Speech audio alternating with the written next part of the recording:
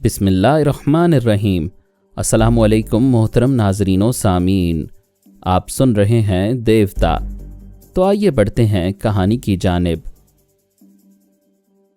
अकल से काम लो, हमने अभी तक कोई वारदात नहीं की है, हमारे खिलाफ पुलिस के पास कोई सबूत नहीं है, हम इज्जत से बरी कर दिए जाएंगे और अगर उस अफसर को सहरज़दा करके जाएंगे तो मुजरिम बन जाएंगे। आईजी साहब का शुबा यकीन में बदल जाएगा कि हम डाकुओं से मिले हुए हैं। क्या तुम चाहते हो मैं वापस ज़नाना हवालात में चली जाऊं? हाँ, फ़ौरन जाओ, अपने सर कोई इल्ज़ाम ना लो। वो अपने दीवाने अफसर का हाथ पकड़कर वापस चली गई। परगोला ने कहा, जेरी तुम थर्मॉल के पास जाओ, उसके डॉक्टरों के दिमागों में घुसो और कोशिश करो कि वो जल्द ही ख्याल ख्वानी करने के काबिल हो जाए और हर आधे घंटे के बाद मेरे पास आया करो। अब जाओ। वो चला गया। ब्लैक एडम सुबह 6 बजे उसके पास आया, फिर बोला, मिस्टर परगोला, कल तुम्हें गिरफ्तार करके आईजी के सामने पेश किया गया था, लेकिन डाका जनी में तुम्हारा हाथ नहीं था, इसलिए छोड़ दिया गया था। अब ये बताओ, कल रात तुम समंदर के किनारे हैरी का ताकुब क्यों कर रहे थे? वो बोला, मैंने आईजी के दफ्तर में सुन लिया था कि डाकू मिस्टर हैरी से मिलने आएगा। मैं किसी तरह उस डाकू तक पहुंचना चाहता था। तुम डाकू तक क्यों पहुंचना चाहते थे? जैसा कि आप लोग जानते हैं, मैं जादूगर हूँ। मेरे अंदर ये तजस्सुस है कि डाकुओं ने वारदात करने के लिए कौन सा काला जादू किया था। 2 रूहों को बैंक में पहुंचा दिया था। वो जादू नहीं था, साइंस का कमाल है। वो रूहें भी नहीं थीं, जिंदा इंसानों के अक्स थे। परगोला ने कहा, आप इसे साइंस का कमाल कहते हैं, मगर ये नहीं जानते होंगे कि किस टेक्निक से वो कमाल दिखाया गया है। ब्लैक एडम ने कहा, फ़लसफ़ी की ज़ुबान में ना बोलो, मेरे सामने बातें ना बनाओ। बैंक में डाका डालने वालों से तुम्हारा गहरा ताल्लुक है। हमसे ताउन करो और मुजरिमों को अदालत तक पहुंचाओ। मैं कई बार कह चुका हूं, मुजरिमों को उनके चेहरों से पहचानता हूं, लेकिन उनके नाम और पते नहीं जानता। ज़मीन पर सीधे खड़े हुए हो, इसलिए नाम पते मुंह से नहीं निकल रहे। जब उल्टा लटका कर डंडे मारे जाएंगे और बिजली के झटके पहुंचाए जाएंगे तो सब कुछ उगल दोगे। आप लोग कानून के मुहाफिज होकर मुझ बेकसूर को गैर कानूनी तौर पर डंडे मारेंगे तो मैं इतना कमज़ोर नहीं हूं कि मार खा जाऊंगा। ऐसी सूरत में तुम क्या करोगे? आप ऐसी सूरत पैदा करना ही क्यों चाहते हैं? कानून के दायरे में रहकर मेरा मुहासबा करें। अगर मुझ पर जुर्म साबित ना हो तो मुझे यहाँ से जाने दें। तुम बातें बनाकर मुझे टाल रहे हो। मैं 1 घंटे की मोहलत दे रहा हूँ। 1 घंटे बाद तुम्हें टॉर्चर सेल में पहुँचाया जाएगा। अगर तुमने जुर्म का इकरार ना किया और उन मुजरिमों की निशानदही ना की तो तुम्हें ऐसी नाकाबिले बर्दाश्त अजियतें पहुँचाई जाएंगी कि तुम्हारी चीखें आसमान तक पहुँचेंगी और तुम रटे हुए सबक की तरह उनके नाम और पते बताते जाओगे। वो धमकियां देकर चला गया। जेरी ख्याल ख्वानी के जरिए वहां मौजूद था और उनकी बातें सुन रहा था। उसने कहा, बॉस, ये लोग खामखा आप पर हाथ उठाएंगे। इस तौहीन से पहले आपको यहाँ से निकल जाना चाहिए। थर्मॉल ने कहा, बॉस, मैं भी हाजिर हूँ। पिछली रात गैर हाजिरी की माफ़ी चाहता हूँ। कोई बात नहीं, तुम बीमारी के बायस मजबूर थे। विच लेडी के पास जाओ और मालूम करो यहाँ ऐसी कोई पनाहगाह है जहाँ हम महफूज रहकर अपने हुलिये बदल सकें। थर्मॉल चला गया। परगोला ने जेरी से कहा, मैं यहाँ खामोशी से वो गैर मामूली फार्मूले हासिल करना चाहता था। फिर वो अक्स को एक जगह से दूसरी जगह मुंतकिल करने का साइंसी कमाल नज़रों में आया है। अब ऐसे हालात पेश आ रहे हैं कि मैं छुपकर खामोशी से उन फार्मूलों और उस साइंसी कमाल की टेक्निक तक नहीं पहुँच पाऊँगा। मुझे खुलकर इन यहूदियों के खिलाफ महाज बनाना होगा। थर्मॉल ने कहा, बॉस, विच लेडी का एक मकान जाफा में है और दूसरा यहाँ इसी शहर में। तीसरी कोई खुफिया पनाहगाह नहीं है। लानत भेजो विच लेडी अला पर। वो अभी हमारे किसी काम की नहीं है, उसे हवालात में रहने दो। मैं एक सिपाही को आवाज़ दे रहा हूँ, तुम दोनों उसे आलाए कार बनाओ। जेरी, तुम मुझे यहाँ से निकालोगे और थर्मॉल, तुम बाहर एक गाड़ी तैयार रखोगे। उसने सिपाही को बुलाने के लिए आवाज़ दी। पहले तो कोई नहीं आया, फिर उसने गरजते हुए पुकारा तो एक सिपाही ने आकर गुस्से से कहा, पागल के बच्चे, क्यों चिल्ला रहा है? जेरी और थर्मॉल ने उसके दिमाग पर कब्जा जमा लिया। उसे परगोला के सामने पलटा कर वापस उस कमरे में ले गए जहां थाने का इंचार्ज बैठा हुआ था। उसने सिपाही से पूछा, क्या बात है? जेरी ने इंचार्ज की आवाज़ सुनते ही उस पर कब्जा जमाया। थर्मॉल उस सिपाही को बाहर ले गया। जेरी ने इंचार्ज को गायब दिमाग बना दिया था। वो जेरी की मर्जी के मुताबिक अमल करते हुए कीबोर्ड से एक चाबी लेकर हवालाती कमरे के आहनी दरवाजे के पास आया। फिर उसका ताला खोलकर इज्जत से बोला, मिस्टर परगोला, आप आज़ाद हैं, मेरे साथ आएँ। परगोला बाहर आ गया। फिर इंचार्ज के साथ बड़ी शान से चलता हुआ बाहर की तरफ जाने लगा। किसी सिपाही ने उसे नहीं रोका, बल्कि एड़ियां बजाकर सल्यूट किया, क्योंकि वो थाना इंचार्ज के साथ जा रहा था। बाहर एक पुलिस की गाड़ी थी। थर्मॉल उस गाड़ी के सिपाही ड्राइवर के अंदर पहुंचा हुआ था। इंचार्ज ने जेरी के मर्जी के मुताबिक मजीद 2 सिपाहियों को बुलाया। वो सब परगोला के साथ बैठ गए ताकि रास्तों और पुलिस चौकियों पर यही समझा जाए कि परगोला सिपाहियों और उनके अफसर के साथ मुजरिमों की निशानदही के लिए जा रहा है। परगोला ने जेरी से कहा, तिल अबीब से बाहर चलो, हाईवे पर किसी ऐसे मर्द या औरत को ट्रैप करो जो बिल्कुल तन्हा हो। मैं उसे अपना गुलाम या कनीज बनाकर उसके यहाँ पनाह लूँगा। ड्राइवर थर्मॉल की मर्जी के मुताबिक गाड़ी चलाता हुआ हीफा से 50 मील दूर निकल आया। फिर उसने एक सराय के सामने गाड़ी रोक दी। जेरी ने थाना इंचार्ज के दिमाग को आज़ाद छोड़ दिया। उसने परेशान होकर आसपास देखा। परगोला ने कहा, तुम थाने में थे, मुझे वहाँ से निकाल कर यहाँ ले आए, इसे जादू कहते हैं। इंचार्ज ने फौरन ही रिवॉल्वर निकाल कर कहा, खबरदार अपनी जगह से हरकत ना करना वरना। बात पूरी करने से पहले ही उसने रिवॉल्वर परगोला के हाथ में दे दिया। कारतूस की पेटी भी उतारकर उसके हवाले कर दी।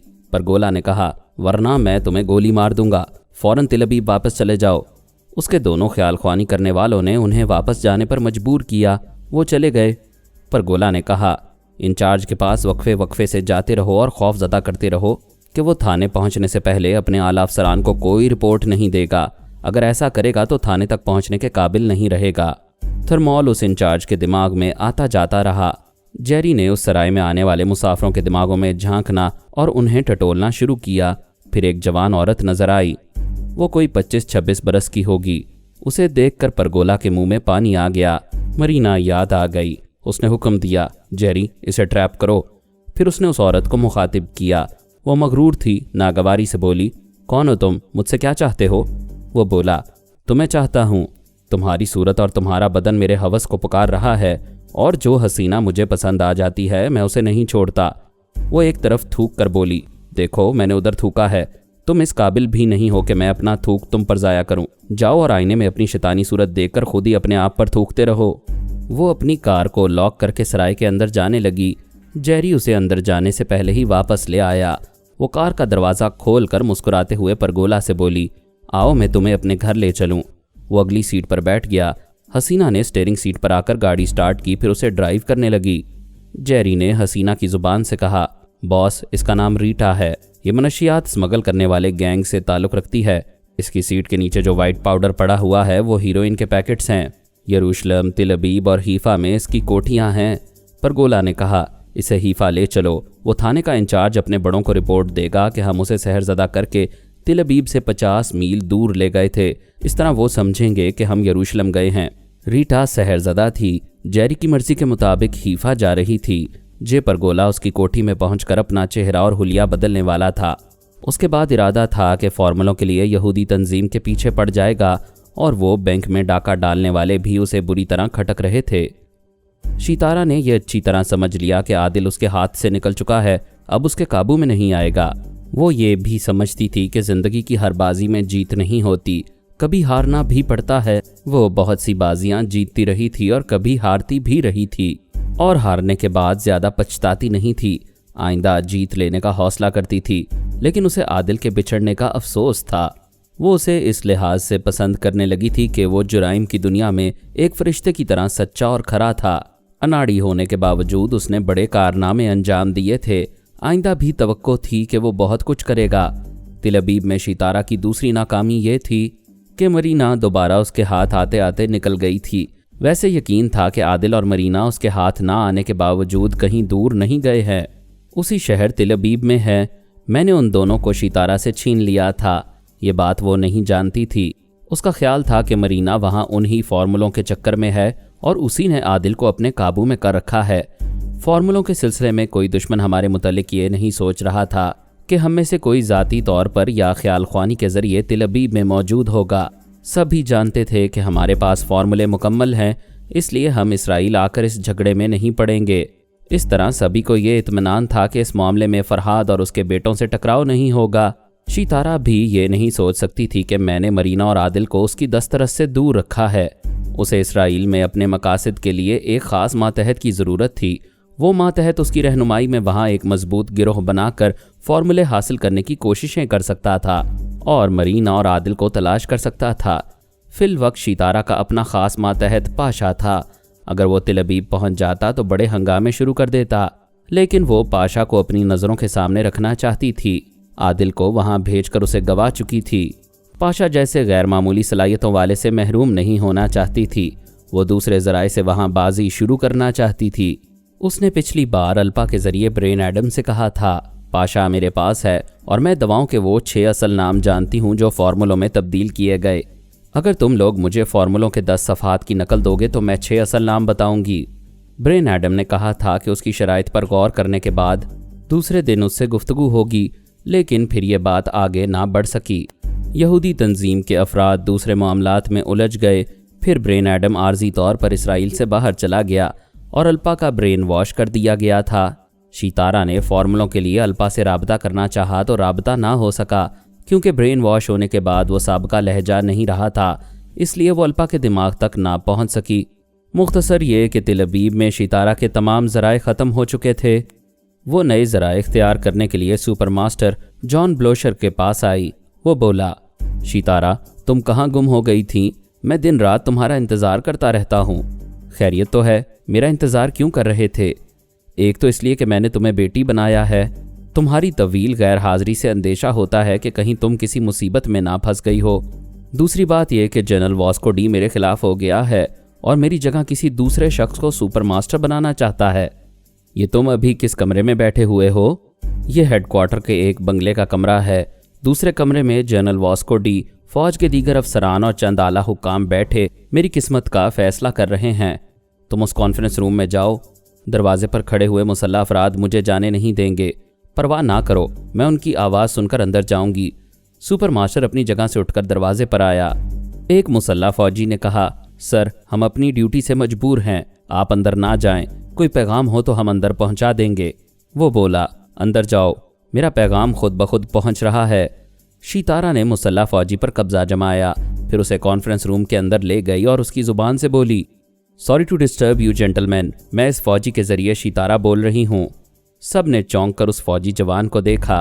वो बोली, आप में से बहुत से हजरात ये पसंद नहीं करेंगे कि मैं उनकी आवाज़ सुनूं और उनके दिमागों में आऊँ। जनरल वास्को डी ने मुस्कुराकर कहा, शितारा हम तुम्हें खुश आमदीद कहते हैं। पिछली बार तुमने हमारे मुल्क के लिए अपनी खिदमात पेश की थीं, लेकिन वो साबका सुपर मास्टर नाअहल था। उसने आपकी कदर नहीं की और आपको नाराज़ कर दिया। शितारा ने कहा, दुरुस्त कहते हो, साबका सुपर मास्टर ने मेरी कदर नहीं की। मैं पूछना चाहती हूँ, क्या आप ऐसे लोगों को नाअहल करार देंगे जो मेरी कदर करते हैं? बेशक, जो हमारे मुल्क की बेहतरी के लिए आपकी कदर करता है और आपके ज़रिए हमारे यहाँ टेलीपैथी की कमी पूरी करना चाहता है, हम उसे सर आंखों पर बिठाएंगे। तो फिर तुमने मौजूदा सुपर मास्टर को कॉन्फ्रेंस रूम से बाहर क्यों बिठाया है? उसे सर आंखों पर बिठाओ, वही मुझे आपकी खिदमात के लिए यहाँ लाया है। सब ने सवालिया नज़रों से जनरल वास्को डी को देखा।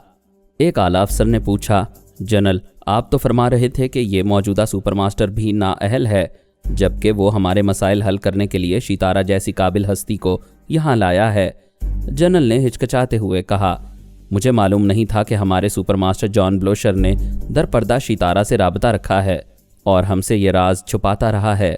शितारा ने कहा, तुम गलत कह रहे हो। जॉन ब्लोशर एक मुहिब्बे वतन और फर्ज शनास सुपर मास्टर है। उसने मुझसे कहा था कि तुमने बड़ी राजदारी से किसी टेलीपैथी जानने वाले से दोस्ती की है और ये बात अपने मुल्क के हुक्काम और आला फौजी अफसरान से छुपा रहे हो। यह झूठ है, मुझ पर महज इल्ज़ाम है। जनरल गुस्सा और गर्मी ना दिखाओ, मैं तुम्हारी बेईमानी साबित कर दूंगी। पहले सुपर मास्टर को यहाँ इज्जत से बुलाया जाए। जनरल ने कहा, उस पर इल्ज़ामात हैं, वो इस इजलास में नहीं आ सकता। जबकि मैं तुम पर इल्ज़ामात आयद कर रही हूँ और साबित भी करने वाली हूँ, लिहाजा तुम भी इजलास से बाहर जाओ। जनरल ने हाजरीन को देखा, शायद कोई उसकी हिमायत में बोल पड़े, लेकिन एक टेलीपैथी जानने वाली दोस्त बन रही थी, वो उसे नाराज़ नहीं करना चाहते थे। एक हाकिम ने एक फौजी गार्ड से कहा, जाओ सुपर मास्टर को यहाँ बुला कर ले आओ। वो गार्ड बाहर गया। 1 मिनट के अंदर ही सुपर मास्टर जॉन ब्लोशर अंदर आया तो उसके हामी खुशी से तालियां बजाने लगे। वो मेज़ के पास आकर एक कुर्सी पर बैठ गया। शितारा ने अपने आलाकार मुसल्ला फौजी की ज़ुबान से कहा, ये बात सभी जानते हैं कि पिछले दिनों एक स्याह फाम लड़की जनरल की मुलाजमा मैरी की हमशक्ल बनकर आई थी और मुलाजमा मैरी को मदहोश करके बड़े पुरअसरार तरीके से यूं गई थी जैसे जनरल के बंगले से कोई अहम चीज़ चुरा कर ले गई हो। इजलास में बैठे हुए कई ओहदेदारों ने तायद में सर हिलाया। एक ओहदेदार ने कहा, जनरल की कोठी के बाहर पहरा देने वाले फौजियों का बयान है कि उन्होंने एक मुलाजमा मैरी को बाहर जाते हुए देखा और दूसरी मुलाजमा मैरी कोठी के अंदर मदहोश थी, जबकि जनरल की साली इधर से उधर भागी फिर रही थी। इंटेलिजेंस के आला अफसर ने कहा, फिर ये इंकशाफ हुआ कि वो जनरल की साली नहीं थी, बल्कि मेकअप के जरिए उसे साली बनाया गया था और किसी मकसद के लिए जनरल के पास भेजा गया था। हम तफ्तीश कर रहे हैं कि आखिर ये मामला क्या था। शितारा ने कहा, जब तक जनरल आपसे हकीकत छुपाता रहेगा आप हजरात इस मामले को नहीं समझ पाएंगे। जनरल ने कहा, मैं किसी से कुछ नहीं छुपा रहा हूँ। क्या मरीना से तुम्हारी दोस्ती नहीं थी? मैं औरतों से दोस्ती नहीं करता। अब तो तुम इनकार करोगे क्योंकि मरीना तुम्हें धोखा देकर तुम्हारे घर से ट्रांसफार्मर मशीन का नक्शा चुरा कर ले गई है। यह बकवास है, सरासर इल्ज़ाम है। मैंने किसी को नक्शे की हवा भी नहीं लगने दी थी और उसे बैंक के लॉकर में पहुंचा दिया था। जनरल, मरीना ने तुमसे डबल क्रॉस किया। उसने तैयारे के अंदर तुम्हें गायब दिमाग बनाया। उसने पहले से तुम्हारे रिवॉल्वर के चैम्बर में माइक्रो कैमरा छुपा कर रख दिया था। शितारा तफसील से बताने लगी कि पारस ने कितनी ज़बरदस्त हिकमत अमली से नक्शा चुराया है और उसके लिए उसने मरीना से काम लिया है। जनरल ने कहा, यह झूठ है। मरीना पारस की दुश्मन है और उसके लिए काम नहीं करेगी। शितारा ने कहा, आप लोगों को यकीन ना हो तो बाबा साहब के इदारे में फ़ोन करके हकीकत मालूम कर लें। मरीना ने नक्शे की माइक्रोफिल्म पारस को दी थी। ये सब जानते हैं कि ऐसी अहम चीज़ें बाबा साहब के इदारे में महफूज की जाती हैं। इस बात पर बाबा साहब के इदारे से फैक्स के ज़रिए राबता हुआ। इधर से पूछा गया, क्या ट्रांसफार्मर मशीन का नक्शा आप तक पहुंच गया है, और अगर पहुंच गया है तो इतना बता दें कि कब पहुंचा है।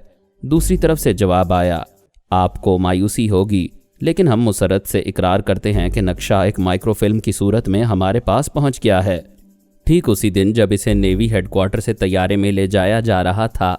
क्या यह नक्शा पारस और मरीना ने हासिल किया है? जवाब दिया गया, प्लीज़ आप हमारा तरीक़ाकार ना पूछें, ऐसी बातें किसी को बताई नहीं जाती। उन्होंने फैक्स के ज़रिए मुख्तलिफ अंदाज में फिर वही सवाल किया, लेकिन दूसरी तरफ खामोशी रही। जवाब ना मिलने पर शितारा ने कहा, आप लोग गलत सवाल कर रहे हैं। अगर आपसे पूछा जाए कि आपने किसी महाज पर किस ऑफिसर को भेजा है तो आप दुश्मनों को अपना तरीक़ाकार और अफसर का नाम नहीं बताएंगे। फिर वो बाबा साहब के इदारे वाले आपको दुश्मन समझते हैं। भला आपके ऐसे सवाल का जवाब क्यों देंगे? फौज के एक आला ऑफिसर ने कहा, शितारा दुरुस्त कहती है। सबूत के लिए इतना ही काफ़ी है कि उन्होंने इकरार किया है एक माइक्रोफिल्म के अंदर वो नक्शा उनके पास पहुंच गया है। एक आला हाकिम बोला, जनरल को जवाब देना चाहिए कि वो अहम नक्शा मरीना और पारस कैसे ले गए। जनरल ने मरीना से दोस्ती क्यों की? अगर की तो आला हुकाम से उस दोस्ती को क्यों छुपाया गया? जनरल ने मरीना की टेलीपैथी से मुल्क और कौम को फ़ायदा क्यों नहीं पहुंचाया? दूसरे हाकिम ने कहा, आप फ़ायदा पूछ रहे हैं। जनरल ने इतना बड़ा नुकसान पहुंचाया है जितना दुश्मन भी नहीं पहुंचाते। जनरल ने कहा, शितारा की बातों में आकर आप लोग मुझे दुश्मन समझ रहे हैं। तुम दुश्मन नहीं हो तो बताओ वो नक्शा वहां कैसे पहुंच गया? एक ने कहा, जब तक वो नक्शा नेवी हेडक्वार्टर में था चोरी नहीं हुआ। तुम्हारे हाथ आते ही वो फरहाद की फैमिली में पहुंच गया। दूसरे ने पूछा, क्या तुम साबित कर सकते हो कि वो नक्शा तुम्हारे हाथों चोरी नहीं हुआ है? जनरल वास्को डी बुरी तरह फंस गया था।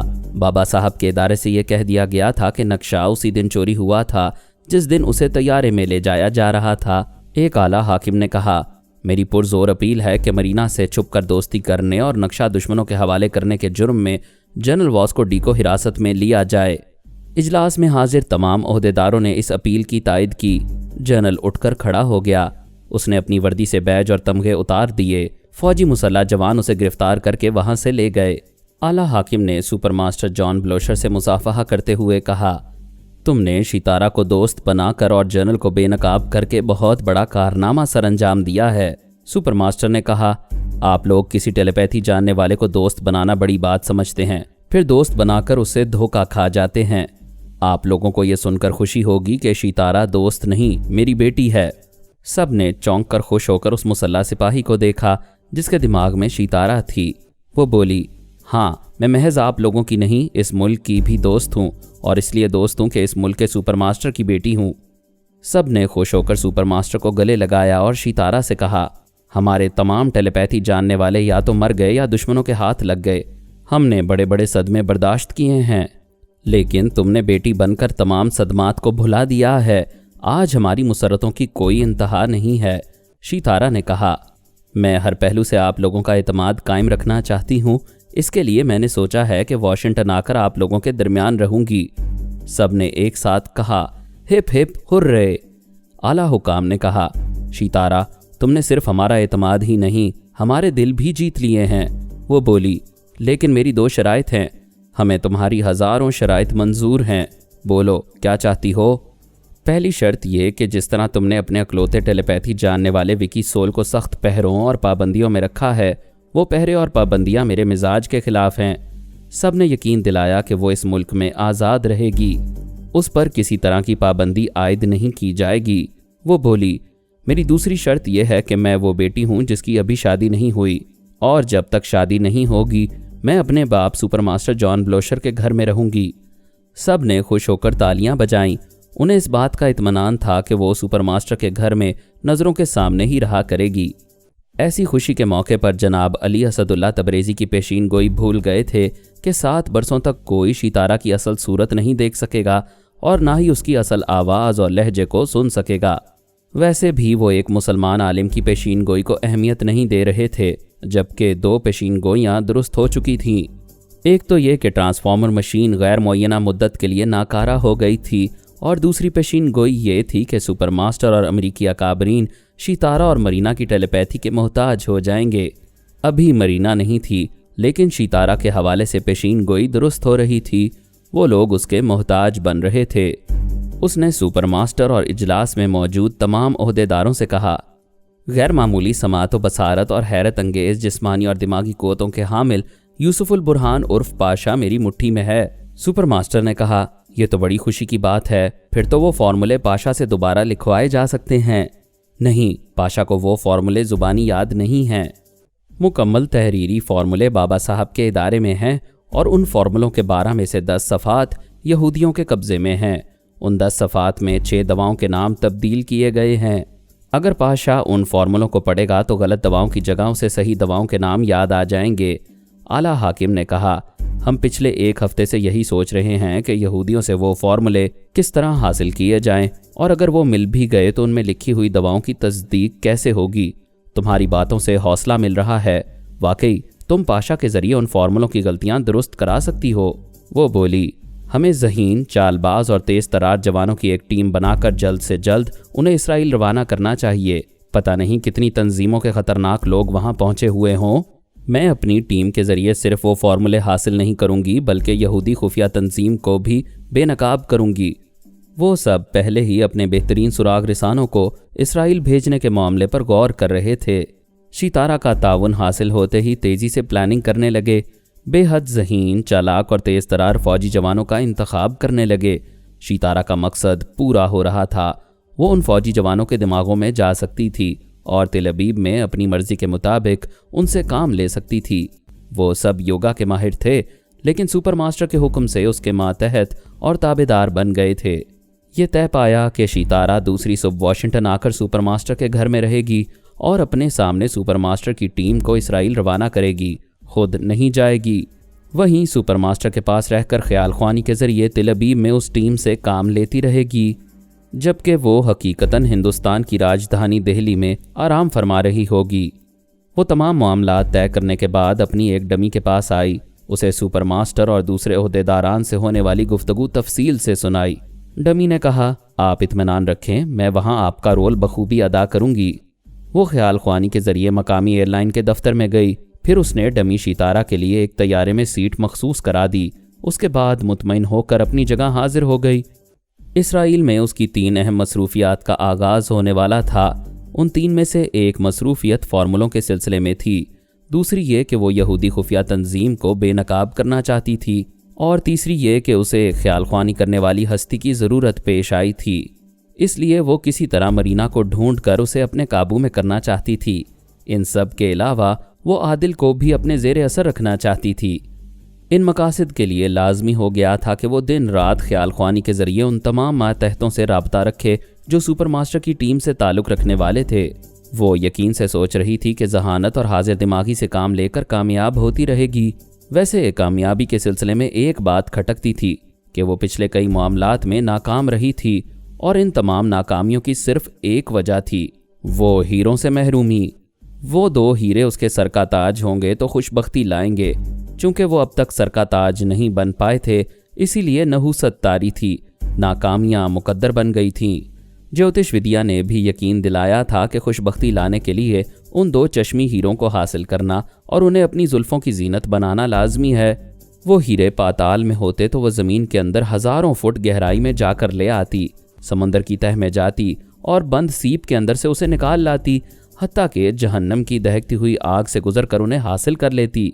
लेकिन वो 2 चश्मी हीरे पारस के पास थे और पारस तक पहुंचने के लिए वो अपनी अना, गुरूर, जिद और हट धर्मी के पुले सिरात से गुजर रही थी। और गुजरने के दौरान ये परेशानी उस पर मुसल्लत रहती थी कि वो उसकी ज़िंदगी में आने वाला उसका मिजाज और मज़हब बदल देगा। वो थके हुए अंदाज में बिस्तर पर आकर लेट गई। इस नफ्सियाती कमज़ोरी को वो अभी तक नहीं समझ पाई थी कि जब भी पारस के मुतल्लिक सोचती थी तो बिस्तर पर आकर लेट जाया करती थी, जैसे पारस और वो लाजिम व मलजूम हों। वो 2 चश्मी हीरे हासिल करने के लिए पारस से बराबर राबता रखना चाहती थी, मगर डरती भी थी कि उससे बातें करते वक्त दिल उसकी तरफ खिंचा जाता था। अकल कहती थी कि वो दिल की बात पर ना जाए, वरना हीरे कभी हासिल नहीं कर सकेगी। बेहतर है कि वो दिल को मजबूत रखे और जज्बात पर काबू पाने की कोशिश करती रहे, तो रफ्ता रफ्ता दिल से पारस की अहमियत कम होती जाएगी। वो ख्याल ख्वानी की परवाज़ करके पाशा के दिमाग में आई। पाशा उसी के करीब रहता था। शितारा ने जिस कोठी में क़याम किया था, उसी कोठी की एनेक्सी में पाशा रहा करता था। इस वक्त वो कोठी के लॉन में टहल रहा था। शितारा ने उसकी सोच में कहा, मैं इधर आकर हिंदुस्तानी फिल्में बहुत देखने लगा हूँ, मुझे अपनी कुव्वत समात और बसारत को भी आजमाते रहना चाहिए। पाशा की सोच ने कहा, वो तो मैं आजमा रहा हूँ। पहली बार एक फिल्म में हीमा मालिनी को देखा तो तड़प गया। क्या गजब का हुस्न और शबाब पाया है। स्क्रीन पर उसकी आवाज़ सुनते ही मैंने टीवी की आवाज़ को बंद कर दिया, फिर कान लगाकर सुनने और समझने की कोशिश करने लगा कि अभी हीमा कहाँ होगी, क्या कर रही होगी और क्या बोल रही होगी। शितारा उसकी सोच की लहरों को सुन रही थी और ये मालूम कर रही थी कि पाशा तन्हाई में कैसी कैसी हरकत करता है। उसने तन्हाई में हीमा मालिनी की आवाज़ सुन ली थी। वो फिल्म के एक प्रोड्यूसर से कह रही थी, शर्मा जी, यह आप क्या कह रहे हैं? मैं इंडियन फिल्म इंडस्ट्री में सबसे टॉप की हीरोइन समझी जाती हूँ और आप कह रहे हैं कि मैं आपकी फिल्म में हीरो की माँ का किरदार अदा करूँ। प्रोड्यूसर की आवाज़ सुनाई दी, हिमा जी, आप 10 बरस पहले टॉप पर थीं, लेकिन श्रीदेवी, जिया और रेखा के सामने आप स्क्रीन पर कुछ ज़्यादा उम्र वाली लगती हैं। आपको पिछले 10 बरस से मेकअप के ज़रिए जवान लड़की बनाकर पेश किया जा रहा है, मगर फिल्म देखने वाले अंधे नहीं। अब वो नई हीरोइनों को देखना चाहते हैं। हीमा मालिनी ने एक सर्द आह भर कर कहा, आप ठीक कह रहे हैं। मुझ जैसी औरतें हमेशा अपने आप को जवान समझती हैं। मैंने 15 बरस पहले फिल्म महबूबा में काम किया था। उस वक्त कितनी जवान थी, अब भी खुद को वैसी ही जवान लड़की समझती हूँ। वो ज़रा देर खामोश रही, फिर बोली, मैंने बहुत उम्र गुजारने के बाद अक्ल नहीं सीखी। धर्मेंद्र ने इश्क किया तो मैं फिर खुद को कवारी छोकरी समझने लगी। उससे शादी कर ली, उसकी एक बेटी पैदा की, लेकिन धर्म का इश्क सर्द पड़ चुका है। फिल्म देखने वाले मुझे बाहर से देखते हैं, धर्म ने अंदर से मेरे बुढ़ापे को देख लिया है।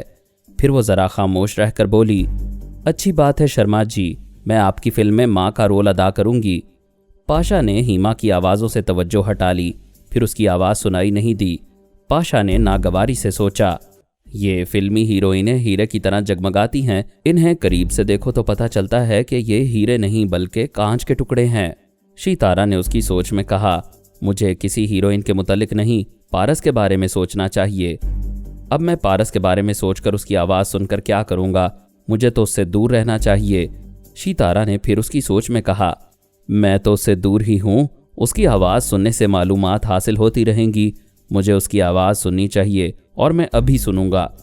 लेकिन पारस तो अपनी आवाज़ और लहजा बदलता रहता है।